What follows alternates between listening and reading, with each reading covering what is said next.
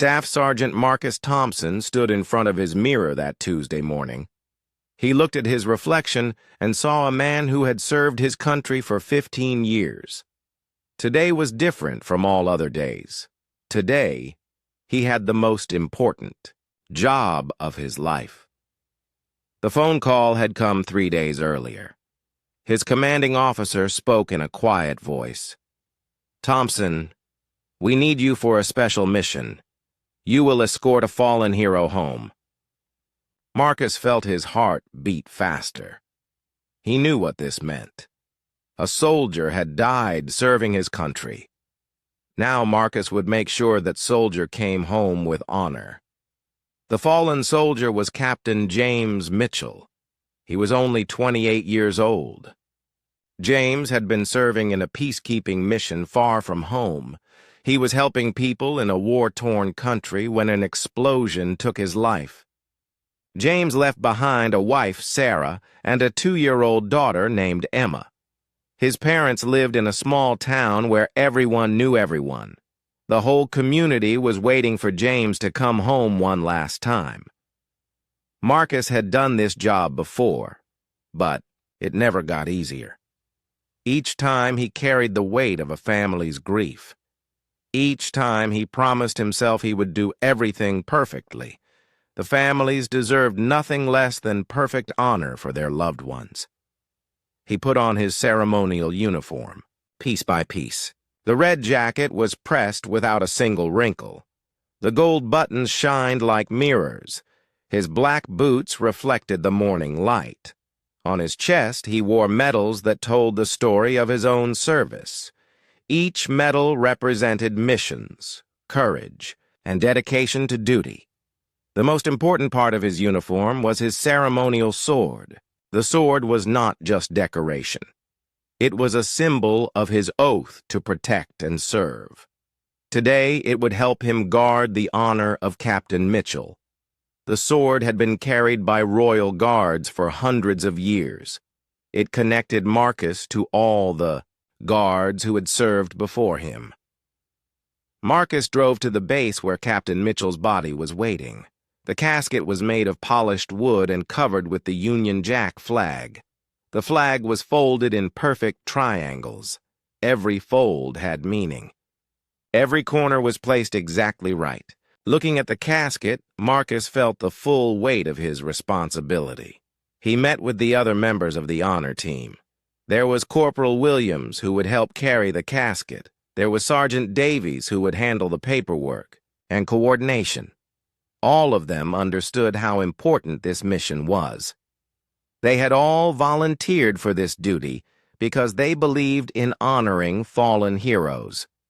The team leader briefed them on the journey. They would fly from London to Manchester. From there, they would drive to James's hometown. The funeral would be in 3 days. Everything had to go perfectly. The family was already suffering enough. The last thing they needed was problems with bringing James home. Marcus thought about his own family as he prepared. His wife, Linda, always worried when he went on these missions. Not because they were dangerous, but because she knew how much they affected him.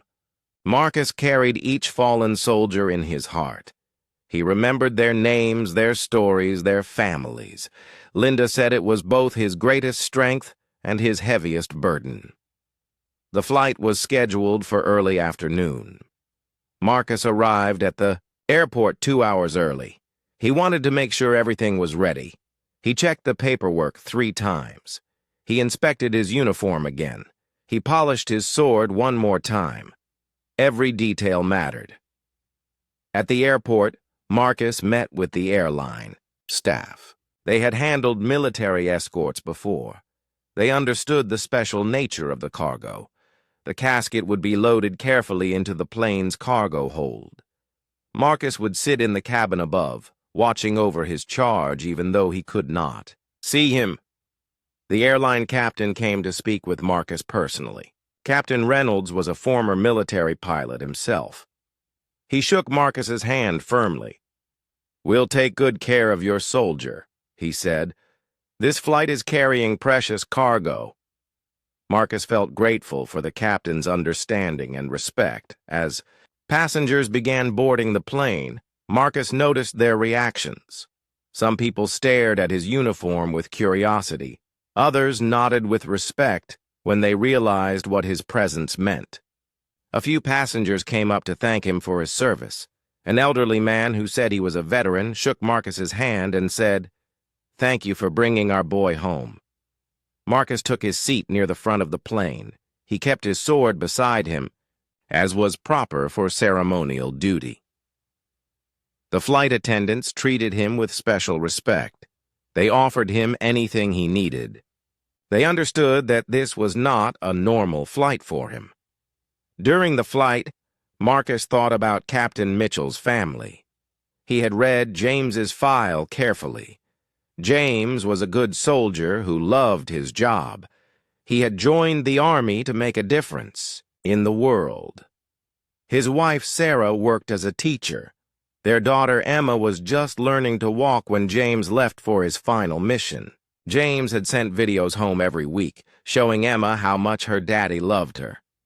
The plane landed in Manchester without any problems. Marcus felt relieved as they touched down. One part of the journey was complete. Now came the most difficult part, getting through the airport and continuing to James's hometown. As the plane stopped at the gate, Marcus prepared himself for what came next.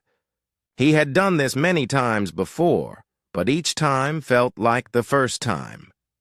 He was responsible for maintaining the dignity and honor of a fallen hero. Nothing could go wrong. Nothing would go wrong. He would make sure of that. The other passengers left the plane first. Then it was time for Marcus to escort Captain Mitchell through the airport. Marcus stood up, straightened his uniform one final time, and prepared to fulfill his sacred duty. He did not know that in a few hours, this routine escort would become something that would change everything. Marcus walked off the plane with his head held high. He was a royal guard escorting a fallen hero home. It was the most important job in the world, and he was proud to do it. Behind him, airport workers carefully unloaded the casket that carried Captain Mitchell. The next part of their journey was about to begin. Marcus walked through Manchester Airport with steady steps. Behind him, airport workers carefully wheeled Captain Mitchell's casket on a special cart. The Union Jack flag moved gently as they walked. Marcus felt proud to be leading this solemn parade through the busy airport. The airport was full of people. Families were hugging goodbye. Business travelers rushed to catch flights. Children pressed their faces against windows to watch planes take off. Most people did not notice the small procession moving through their midst, but those who did notice stopped and watched with respect. Marcus had all the proper paperwork in his hand. He carried official military documents that explained his mission. He had identification that proved he was a royal guard. He had permits that allowed him to carry his ceremonial sword. Everything was in order, just as it always was. The security checkpoint appeared ahead. Marcus had been through this routine many times before. Usually, airport security understood the special nature of military escorts. They would check his papers quickly and wave him through with respect. Sometimes they would even thank him for his service. Marcus expected this visit to be the same as all the others. The security area was busy with travelers. People stood in long lines, taking off their shoes and placing bags in plastic bins. The metal detectors beeped constantly as passengers walked through. Security officers called out instructions about liquids and electronics. It was the normal chaos of airport security. Marcus approached the security checkpoint with confidence. He walked up to the first security officer and presented his military identification. "Good afternoon," he said politely. "I am Staff Sergeant Thompson of the Royal Guard. I am escorting fallen hero Captain Mitchell home for burial." The security officer looked at Marcus's uniform and then at his paperwork. The officer was young, maybe in his early 20s. His name tag said Johnson. Officer Johnson had probably never seen a military escort before. He studied the documents with a confused expression on his face. "I need to call my supervisor," Johnson said. He picked up a radio and spoke into it quietly. Marcus waited patiently. Sometimes new officers needed extra guidance. That was normal and understandable. A few minutes later, a woman in a supervisor's uniform approached. Her name tag read Ms. Stevens. She looked at Marcus's documents and then looked at his sword. "Sir, I'm going to need you to remove your weapon and place it in a security bin for screening," she said. Marcus felt surprised. This had never happened before. "Ma'am, this is a ceremonial sword," he explained. "I am on official military duty, escorting a fallen hero. I have all the proper documentation." He held out the papers that authorized him to carry the sword. Miss Stevens barely looked at the papers. "I understand, sir, but all weapons must be screened. No exceptions." Her voice was firm and businesslike. She seemed to think she was just doing her job normally. Other passengers in the security line began to notice the conversation. Some people started pulling out their phones. Marcus saw them pointing their cameras in his direction. He felt uncomfortable being filmed, but he stayed calm and professional. "Ma'am, I respectfully request to speak with your manager," Marcus said. "This sword is part of my ceremonial uniform. I am sworn to maintain the dignity of this escort mission." He kept his voice quiet and respectful, even though he felt frustrated. Ms. Stevens crossed her arms. "I am the manager on duty, sir. Please remove your weapon and place it in the bin. Otherwise, you cannot proceed through security." Marcus looked behind him. The airport workers were waiting with Captain Mitchell's casket. Other passengers were starting to form a crowd. People were whispering and pointing. Some looked confused. Others looked angry at the delay. An elderly man in the security line spoke up. "That's a military honor guard," he said loudly. "Can't you see he's escorting a fallen soldier?" The man wore a baseball cap that said Vietnam Veteran on it. His voice carried across the security area. Other people began to murmur agreement. A woman holding a small child said, "Why are you giving him such a hard time? He's bringing a hero home."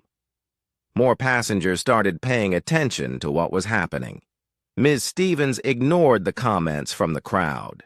She pointed to a metal detector. "Sir, please step through the scanner and place your sword in the bin. This is standard procedure for everyone." Marcus felt trapped. He had sworn an oath to protect the dignity of fallen heroes. Part of that dignity meant maintaining the ceremonial traditions that honored their sacrifice. Taking off his sword in a public security line felt like breaking that oath. "Ma'am, I am asking you to make an exception for this ceremonial escort," Marcus said. His voice was still calm, but other people could hear the strain in it. "This is not just any weapon. It is a symbol of honor and respect for the soldier I am escorting home." Officer Johnson looked nervous. He could see that the situation was getting tense. Other security officers began gathering around to watch. Passengers in other lines craned, their necks to see what was happening. The crowd was getting larger. A man in a business suit stepped forward. "I'm a former Marine," he announced. "This man is on official duty. You should show some respect." His voice was angry. Other passengers nodded in agreement.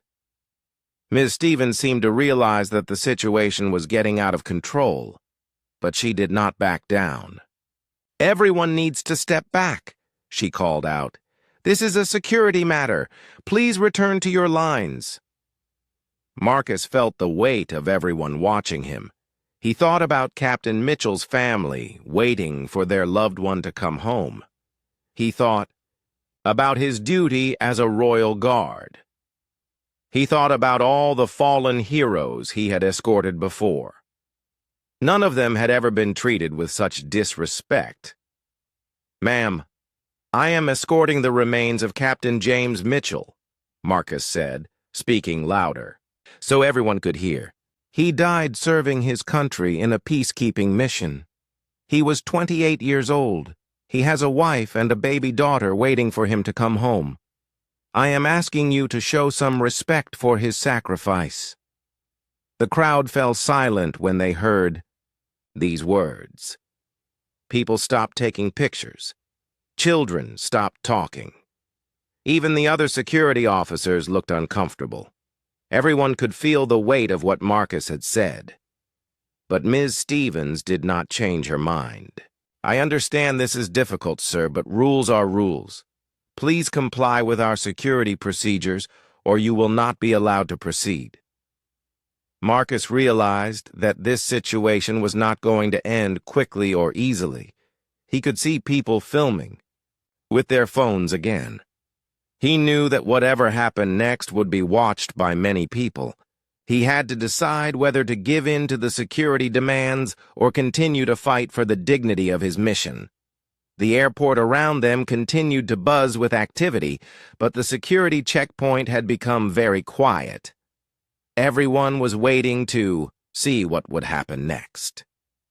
Marcus stood in his red uniform with his hand on his ceremonial sword, facing a choice that would affect more than just this one mission.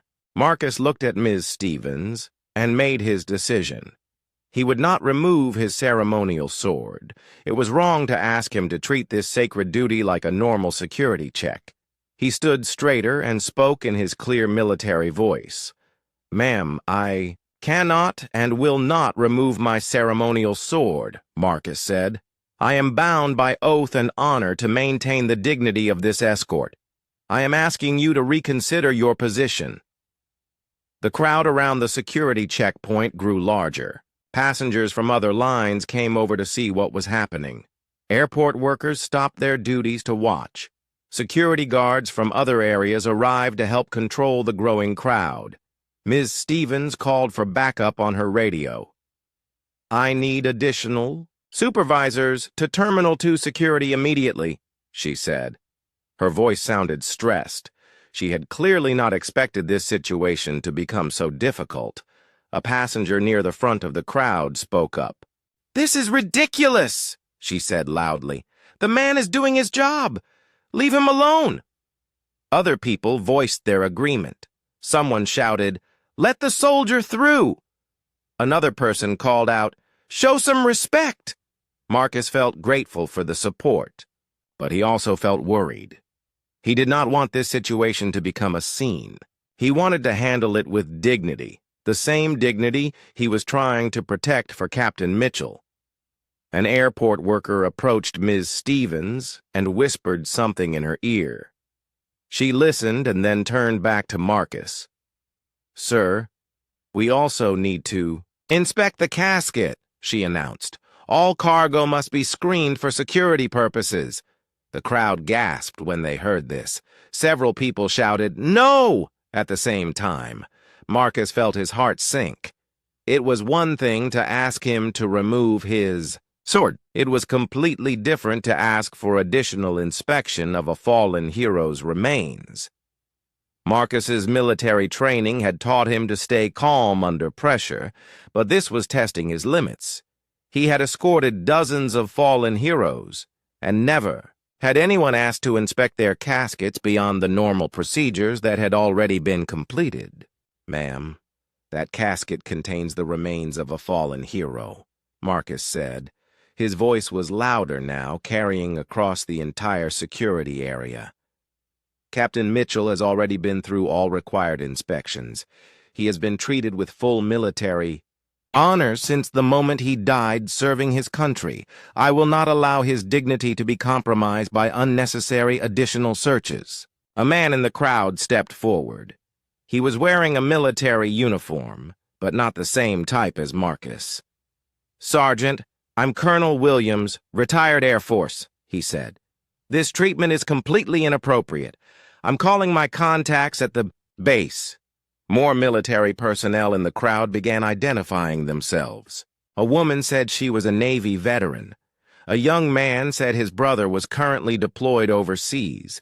They all looked angry at what they were witnessing.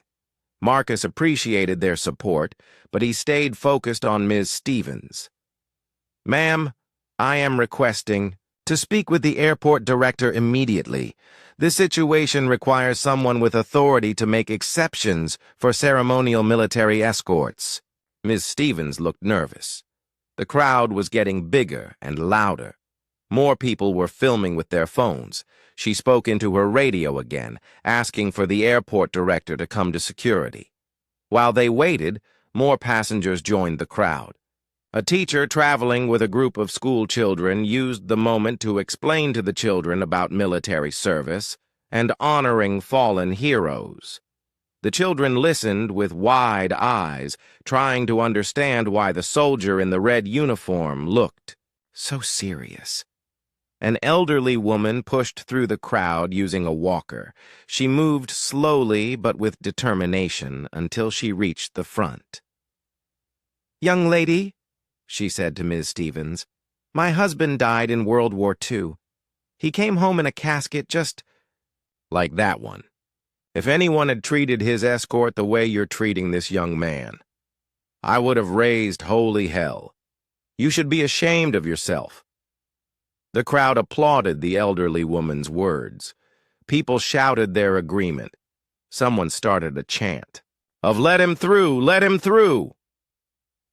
The noise level in the terminal rose significantly. Marcus raised his hand to quiet the crowd. "Please, everyone, I appreciate your support, but let's handle this with the dignity that Captain Mitchell deserves," he said. His voice carried the authority of his military training. The crowd quieted down to listen to him. A new airport official arrived. He was an older man in a business suit who looked like he had authority. His name tag identified him as Mr. Peterson, Airport Operations Manager. He spoke quietly with Ms. Stevens for several minutes while everyone watched. Marcus could see Ms. Stevens pointing at him and his sword. She seemed to be explaining her position. Mr. Peterson looked at the crowd, looked at Marcus, and then looked at the casket behind him. His expression was serious. Mr. Peterson approached Marcus. "Sergeant Thompson, I apologize for this delay," he said. "However, we do have security protocols that apply to everyone, including military personnel." Marcus felt his patience reaching its limit. "Sir, with respect, this is not about everyone. This is about a fallen hero returning home to his family. This is about maintaining centuries of military tradition that honors those who made the ultimate sacrifice. I am not asking you to ignore security. I am asking you to recognize the sacred nature of what we are doing here." The crowd listened to every word Marcus spoke. People began taking pictures and videos again. Some were posting on social media. Others were texting friends and family about what they were witnessing. A news reporter arrived at the terminal. Someone in the crowd had called the local news station. The reporter began interviewing passengers about what they had seen. Camera. Crews would arrive soon. Mr. Peterson realized that this situation was becoming a public relations nightmare for the airport. He looked around at the angry faces in the crowd. He saw the phones recording everything. He knew that whatever decision he made would be seen by many people. "Sergeant Thompson," Mr. Peterson said, "I need you to understand our position. We have rules for a reason. If we make exceptions, even for military escorts, it creates security risks." Marcus looked directly into Mr. Peterson's eyes. "Sir, I need you to understand my position. I swore an oath to guard the honor of fallen heroes. That oath means more to me than your rules. Captain Mitchell died for his country.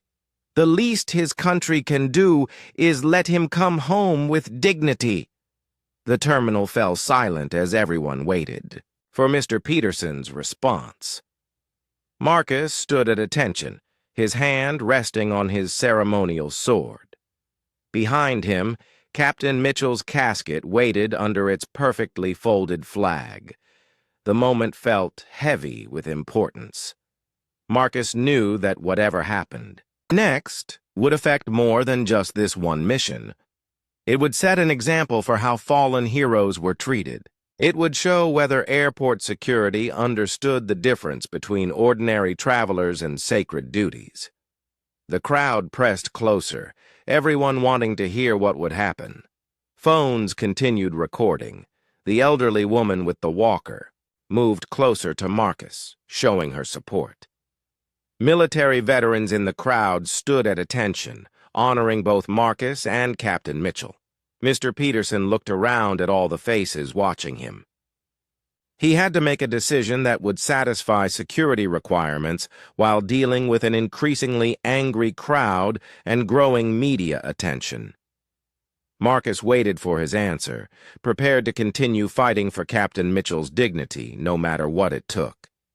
While Marcus stood facing Mr. Peterson at the security checkpoint, something else was happening that he did not know about.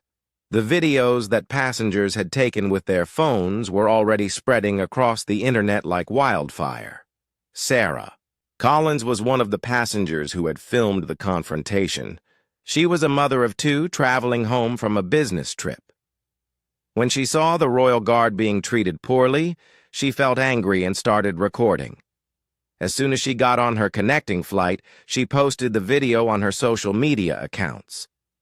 "Can't believe what I just saw at Manchester Airport," Sarah wrote with her video. "A Royal Guard escorting a fallen hero home is being harassed by security. This is disgraceful. Please share this so people can see how our military heroes are being treated." Sarah had about 500 followers on her social media accounts. Most of them were friends, family, and co-workers. But when they saw her video, they immediately shared it with their own friends and followers. Within 30 minutes, the video had been shared hundreds of times. Tom Harrison was Sarah's cousin. He was a veteran who had served 3 tours overseas. When he saw the video, he felt furious. He shared it on every social media platform he used and tagged all the military groups he belonged to. "This is unacceptable," he wrote. "No fallen hero should be treated this way. No honor guard should have to face this disrespect." The military community online was tight-knit. Veterans, active duty service members, and military families all followed each other's accounts. When Tom shared the video, it reached thousands of people within an hour. Each of them felt personally insulted by what they saw. Captain Maria Rodriguez was at her base in Germany when she saw the video. She was active on social media and had thousands of followers. She shared the video with a long message about the importance of honoring fallen heroes. Her post was shared by other military officers around the world. By evening, the video had reached mainstream social media platforms. Influencers with millions of followers began sharing it. Each time someone shared it, they added their own angry comments about the treatment of the Royal Guard and the fallen hero he was escorting. The hashtag #BadirRespectOurFallen began trending on social media. People used it to share the video and to post their own stories about military service and sacrifice. Military families shared photos of their loved ones who had died in service. Veterans told stories about other times they had been disrespected in civilian settings. News organizations noticed the trending hashtag and began investigating the story. Local reporters at Manchester Airport tried to get statements from airport officials. National news programs picked up the story for their evening broadcasts. BBC News interviewed military experts about the traditions surrounding fallen hero escorts. "This is a sacred duty that goes back centuries," explained Colonel David Mitchell, a military historian. "The ceremonial sword is not just decoration. It represents the guard's oath to protect the honor of the fallen. Asking him to remove it is like asking him to break his sworn duty. American news networks also covered the story. CNN interviewed former Royal Guards who explained the training and dedication required for escort missions. "These guards volunteer for this duty," said one former guard. "They know how emotionally difficult it is, but they do it because they believe in honoring our fallen heroes." Social media posts about the incident were being shared thousands of times every hour. People from different countries began commenting on the posts. Military families from Australia, Canada, and the United States shared their own experiences with bringing fallen heroes home. Politicians began responding to the growing outrage. Members of Parliament posted statements supporting the Royal Guard and calling for policy changes at airports. The defense minister issued a statement saying that military escorts should never face such treatment. Airport officials tried to control the situation by issuing their own statements. They said they were investigating the incident and reviewing their policies, but their statements only made people angrier because they seemed to defend the security officers' actions. The video quality was good enough that people could see Marcus's face clearly. They could see his military bearing and his obvious distress at the situation. They could also see the covered casket behind him and understand what he was protecting. Military bloggers wrote detailed articles about the incident. They explained the history of Royal Guards and the traditions surrounding military funerals. They described the training that guards like Marcus went through and the emotional toll of escorting fallen heroes. Parents of fallen soldiers began sharing their own stories in response to the video. They wrote about how important the honor guards had been during their darkest moments. They described how the respect and dignity shown by the guards had helped them through their grief. The video reached international military communities. Soldiers from allied countries shared it and expressed their support for the Royal Guard. They wrote about similar traditions in their own militaries and how important it was to maintain respect for fallen heroes. By midnight, less than 12 hours after the incident occurred, the video had been viewed millions of times. News websites had published dozens of articles about it. Television news programs had covered it as their lead story. Politicians from multiple countries had issued statements. The airport's social media accounts were flooded with angry comments. People demanded apologies and policy changes. They called for the security officers involved to be fired. They threatened to boycott the airport until changes were made. Military organizations around the world issued official statements supporting Marcus and condemning the treatment he received. Veterans groups organized protests at the airport. Military families planned to gather for a demonstration of support. The story had grown far beyond just one incident at one airport. It had become a symbol of larger issues about respect for military service and the importance of understanding traditions that honor sacrifice. People who had never served in the military were outraged by what they saw as disrespect for both the living guard and the fallen hero he was escorting. Marcus, still at the airport dealing with the security situation, had no idea that his confrontation was being watched by millions of people around the world.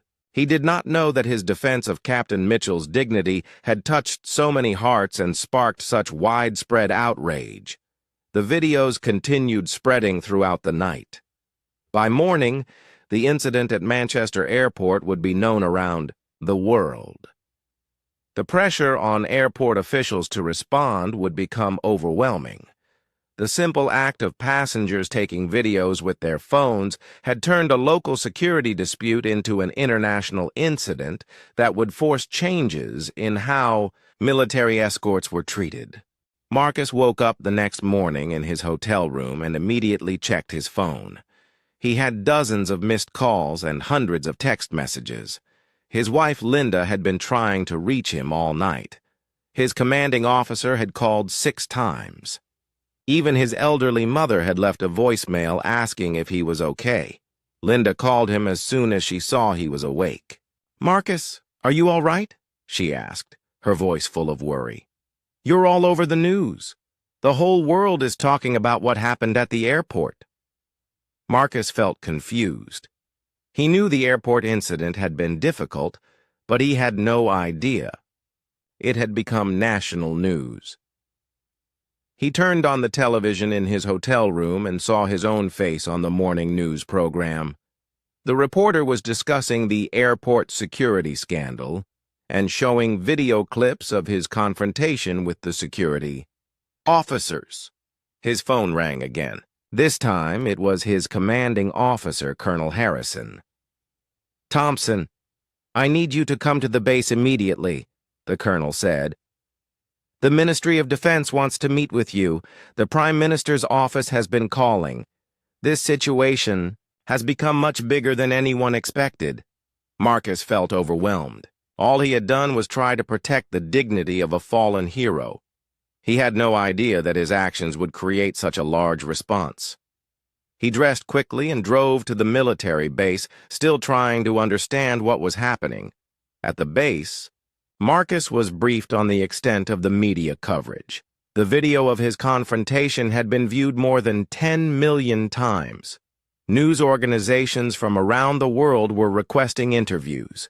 The airport was facing massive criticism and calls for boycotts. Colonel Harrison showed Marcus some of the social media posts supporting him. "The entire military community is behind you," the colonel said. "But more than that, ordinary citizens are outraged by how you and Captain Mitchell were treated. This has struck a nerve with people everywhere."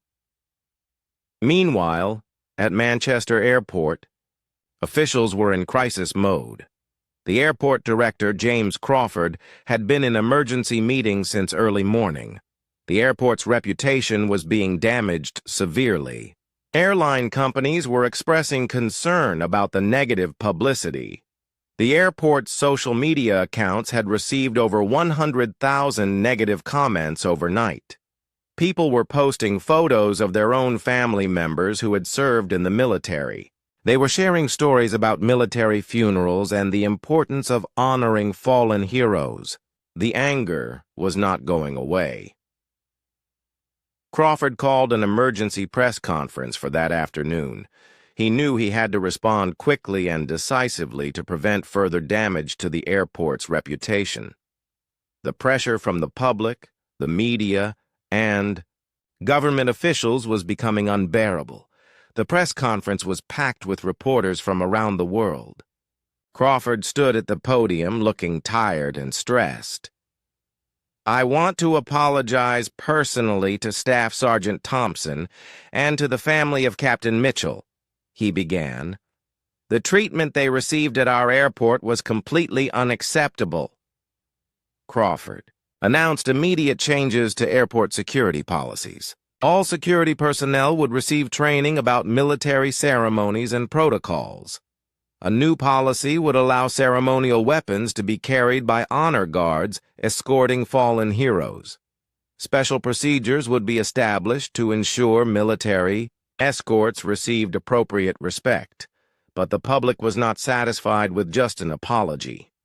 People wanted to see real consequences for the officers involved. Ms. Stevens, the security supervisor who had demanded Marcus remove his sword, was suspended from her job pending a full investigation. Several other security officers received formal reprimands. The incident also caught the attention of Parliament. The Defense Committee announced they would hold hearings about the treatment of military personnel in civilian settings. Marcus was invited to testify about his experience and to help develop new guidelines for airports across the country. Captain Mitchell's family had been following the news coverage from their home. His wife Sarah was initially upset that her husband's final journey home had become so public. But as she read the messages of support from around the world, she began to see the positive impact of the incident. James would have been proud, Sarah told a reporter. He always believed in standing up for what was right, even when it was difficult. Staff Sergeant Thompson stood up for James when he couldn't stand up for himself. I'm grateful for his courage and dignity. 3 weeks after the airport incident, Marcus returned to Manchester Airport for another escort mission. This time, the experience was completely different. Airport officials met him personally at the gate. Security personnel stood at attention as he passed through their checkpoint. His ceremonial sword was treated with the respect it deserved. The new training program for airport security was comprehensive. Officers learned about military traditions, the importance of ceremonial duties, and the proper way to handle military escorts. They were taught to recognize official military documentation and to understand when exceptions to normal procedures were appropriate. Marcus was invited to help develop the training program. He worked with airport officials and military experts to create guidelines that balanced security needs with respect for military traditions. The program became a model that was adopted by airports around the world. 6 months later, Marcus received a special recognition from the Royal Guard for his actions at the airport. The citation praised his unwavering dedication to duty and his courageous defense of military honor in the face of inappropriate civilian interference. The incident had lasting effects beyond just airport policies. Military organizations used it as an example in their own training programs about maintaining dignity under pressure. Military families felt more confident that their loved ones would be treated with respect if they had to make the ultimate sacrifice. Marcus continued his duty as an honor guard, escorting fallen heroes home to their families. Each time he put on his ceremonial uniform and picked up his sword, he remembered the importance of standing up for what was right. He had learned that sometimes one person's courage could inspire changes that affected thousands of others. The video of his confrontation with airport security was still shared on social media, especially around military holidays.